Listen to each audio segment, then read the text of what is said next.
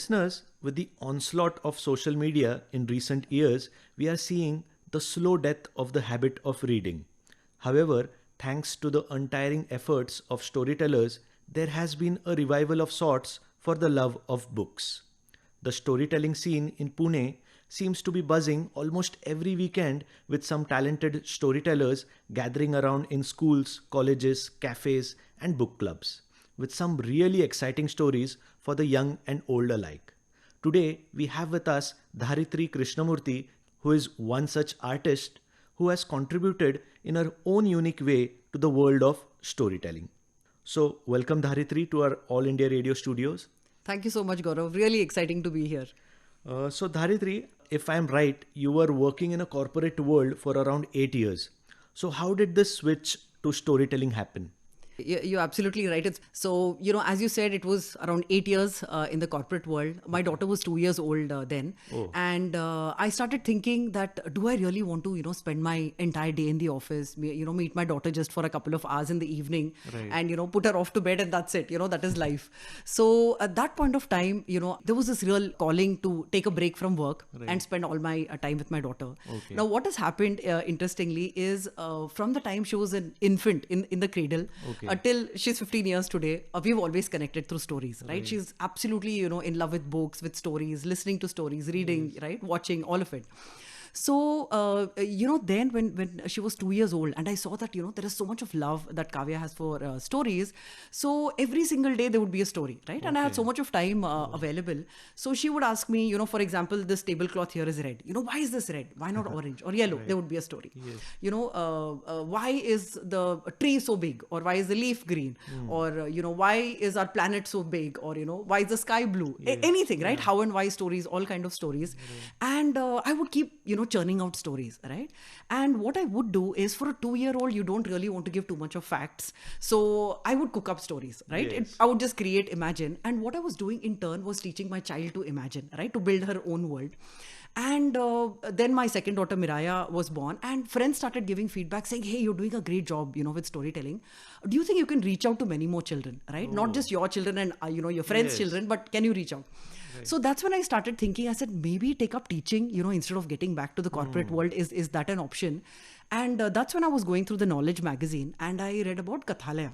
Okay. And it said Academy of Storytelling.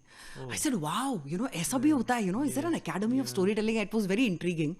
And I believe I was destined to be, part of Kathalaya because I found out Kathalaya is in Bangalore, probably 3 or 4 kilometers from my parents' house. Okay. So I took my children along. I did my, beginner's course in storytelling, diploma course in storytelling. It was wonderful meeting Geeta ma'am, who heads Kathalaya.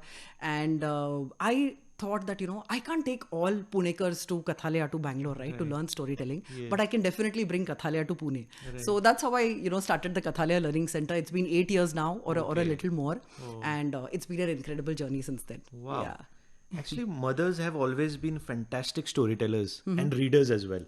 So, what were your childhood memories like of stories? Oh, I have to share some, crazy memories. I was one of those, fortunate kids who grew up with parents who loved to narrate stories. Now, my father was a very serious storyteller, right? Not too much of emotions and, drama, none of that. He would narrate stories from mythology, stories that instill values, life skills, right? Stories like that. My mother, on the other hand, was absolutely crazy, very funny, very goofy. And I still remember when she would narrate stories, my brother and I would be rolling on the floor laughing, right? And I have to give you an example of a story. There was one where, a mosquito and an elephant are best friends, right? The elephant meets with an accident and the only blood group that matches is that of the mosquito, right? So as children, we are imagining, okay, blood transfusion ho raha hai, the mosquito is donating blood to the elephant. So it was absolutely crazy. Of course, you would laugh and tell her, what is this? What kind of stories you're narrating? But what she didn't realize then is she is teaching us to imagine, right? To create this beautiful world, because the magic of stories is anything can happen in a story, right?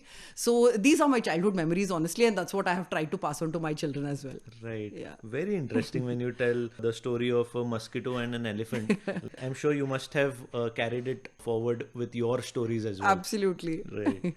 So you conduct regular workshops for teachers, parents, and children, and you are a certified professional storyteller from Kathalaya. So, how did you introduce this story space in Pune? So, as when I learned, all these skills, right, from Geeta ma'am, and I realized that there is so much that can be done with storytelling. And my thought process, matched with Kathalaya, because for ma'am, it was very important, to bring storytelling into the world, to bring about a positive social change, and also for teaching children through stories, right? So that was honestly my goal is I want to reach out to as many people as possible, to parents and teachers especially, because they are the ones who connect with stories, right? So I used to conduct a lot of workshops earlier only purely for teachers, because that was where my passion was. Then extended it to the corporate world, to professionals. It was basically the workshops I conduct are open to anyone who want to learn the art of storytelling. So in the last 8 years, I've been fortunate enough to work with a lot of schools across Pune and many other cities. And what I have seen everywhere is the love for storytelling, right? Teachers are very open to learn this art. They want to use storytelling to teach children, to connect with them. So it's been a fabulous journey. And of course, connecting with thousands of children. That's the best part, right? I've narrated stories across, whether it's a storytelling festival or libraries or schools, or it's a maths day, a science day. There's a story for everything. Yes. Yeah. Great that you started with Story Space. And since this was like one of its kind in Pune, what were the challenges faced in the beginning? Were like people open to having storytelling in their curriculum? They generally are convinced that storytelling is important. Correct. But having it being paid, was that an issue? Absolutely. That's a beautiful question, honestly. So, as you can see, I definitely have an interesting answer for this. So, honestly, Gaurav, when I started, I was all excited, right? I said, wow, here comes Dharithri, the storyteller. And I'm bringing a lot of stories for you. And there is no one like me, especially in Sopanbag, where I live, right? I didn't hear of any professional storyteller there. So, I said, we made an announcement, published some pamphlets, and, made announcements through social media and all of that. And I said, wow, this is going to be a full house, right? Everybody is going to come flocking to listen to me. And you're not going to believe the audience was one grandmother. That's it. The first session I did, one grandmother. And she said, she spoke in Marathi. मी ऐकलंय की तुम्ही गोष्ट सांगणार आहे. मला शिकायचं आहे. Right? She wanted to, go ahead and narrate stories to her grandchildren. And that's why she was there. Of course, I conducted the session, even though it was just one person. I was so grateful that she was there. So it was a tough journey, just like I thought. It wasn't that, ready-made, everything, fell into my plate. Took a lot of efforts, a lot of promotion, and mainly I would say is more than social media and anything else, I've been fortunate enough to, get people to come and attend the sessions mainly through word of mouth, right? So someone who heard said, oh, okay, Dharithri is a good storyteller. You should go listen to her, right? And these are the benefits. So they probably got 10 more people. And that's how, honestly, the word spread. So initially it was a challenge. There were times when I thought that really, should I really continue? What am I doing? This is not going to get me my bread and butter. But yes, as I said, word of mouth, promoting, talking about it. And of course, at the same time also, you've seen in the last few years, storytelling is really booming, right? So yeah, it definitely helped. Yeah. I'm just curious to know which story you narrated the grandmother who visited. So because she was there to narrate stories to her grandchild, that's what she wanted to learn. So one is I taught her a few skills on voice modulation, and I narrated a story using puppets, because she said she makes puppets and props. So I actually used a puppet and narrated a story. Wow, that's really interesting. But Dharithri, it is always said that storytelling is an offshoot of good reading. Also, it is stories which are heard that get passed on to generations. So do you believe there is a storyteller inside everyone? Oh, absolutely. Absolutely. Most storytellers will, tell you this, that all of us can tell a story, right? It's not something that's only meant for a certain class or certain genre of people. Now, if you see, we are hardwired, right? It's in our DNA to be able to tell stories. Now, let's say, for example, something interesting happened, yesterday. So I'll come to you and say, hey, Gaurav, you know what? You won't believe what happened yesterday, right? And I'll start telling you, I was driving down the road, I saw someone. And if you see, it's in the format of a story, right? There's a beginning, there's a middle, there's an end. I'm not just going to tell you the end, right? You will have no clue what it is. So typically, we're wired to think in the form of a story. Our conversations, any anecdotes that we share about our lives, our personal stories, typically it's all in the form of a story, right? Now what happens is, yes, we can all definitely tell stories, And as you rightly said, tales are passed down, right? Generation, folk tales. We have so many beautiful folk tales available, especially in our country, right? Absolutely, so many beautiful cultures and so many different stories. And the best way to pass on, about your culture and, your stories or about your family are through stories. But what is required is to hone your skills, right? We Yes. can all tell a story, but how do you become from just a storyteller to a great storyteller? That's a long journey that you need to cover. And your voice modulation, how do you narrate the story, which story do you pick, does your audience resonate with that story? So a lot of hard work that definitely goes into narrating a story. Yes. How has the habit of reading affected like storytelling in this few years? Oh, reading, I have seen the change myself. So when I started, right, and when children would come and listen to a story, what I would see is, 8 minutes, 10 minutes, 12 minutes, depending on the age of the child, I could actually engage them, right? With my voice, movement, and all the various techniques that I use to engage the audience. The children would actually participate, listen in. Right now, I see the change with so much of, watching stories online, whether it's YouTube or anything else or movies. There is action, there is a sound, it's all ready-made, available in front of you, right? You're not getting your brain to work very hard and imagine, because everything is ready-made information passed on to you. You can see they're so fidgety. 2-3 minutes and, they're talking to someone else, they want to either get up or walk around. So the social media definitely has had a huge impact on their listening skills. And that's what I talk about, especially when I connect with parents. I tell them that please do not show stories. Don't give the phone, don't give the iPad or the laptop and ask them to see a story. That is not storytelling, right? Storytelling is when you're narrating with your child, you're not only bonding and connecting with your child, but you're teaching your child to listen, which is such an important skill, right? If you see, all that we learn, everything that we are is when we actually listen. And Geeta ma'am has this, favorite quote, which I absolutely love. She says, we have 2 ears so that we can listen more and 1 mouth so that we speak less, right? So I just love that. And storytelling is something that's really going to, where children will benefit, building their listening skills. So I think that's really important. Right. As you said, storytelling has always been a part of academics in an informal way. So, any ideas about how it can permanently be an agent of change in schools? Oh, absolutely. Absolutely. So one is, as I said, I'm really passionate about if I can turn all teachers into storytellers, that would be amazing. Right. So my endeavor is to reach out to as many teachers as possible, through my workshops, to reaching out to schools, wherever possible, right? Is teaching teachers, making them understand how important it is to use storytelling. Because a myth that exists with a lot of teachers and professors is storytelling is for the younger children, right? For toddlers, for primary children. Teenagers, adult, maybe our youth, how do you really connect with the story, right? How do you teach physics, algebra, maths? You can, right? I have had, teachers in college where they would actually teach through stories. Of course, the entire lesson is not taught through a story, but a little bit of a story here and there, an anecdote or, whatever. You instantly engage your audience as soon as it's a story, right? So with a story, what is happening is you're engaging your entire brain. Right, a lot of scientific studies that's done, as to why storytelling is so important and why people remember good stories, right? So when you're engaging your entire brain, automatically what happens is because your brain is working hard, the story just sticks, right? It stays with you, and because it stays, the entire lesson plan, right, that the teacher has planned, whatever the concept is very easy for children to understand.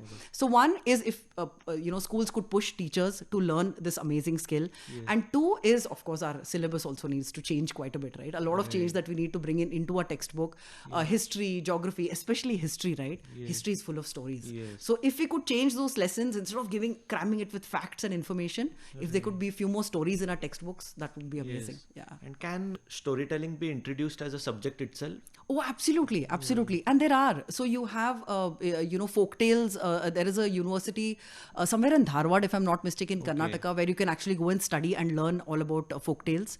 And there are so many more. I know in North somewhere, I remember a storyteller sharing a post somewhere. Unfortunately, I don't have all the details. But there is a master's that you can do in storytelling. I know that, there is someone in Mumbai who teaches puppetry. You can do masters in puppetry. Right? So many different forms of storytelling that are really coming up. Right? Yeah.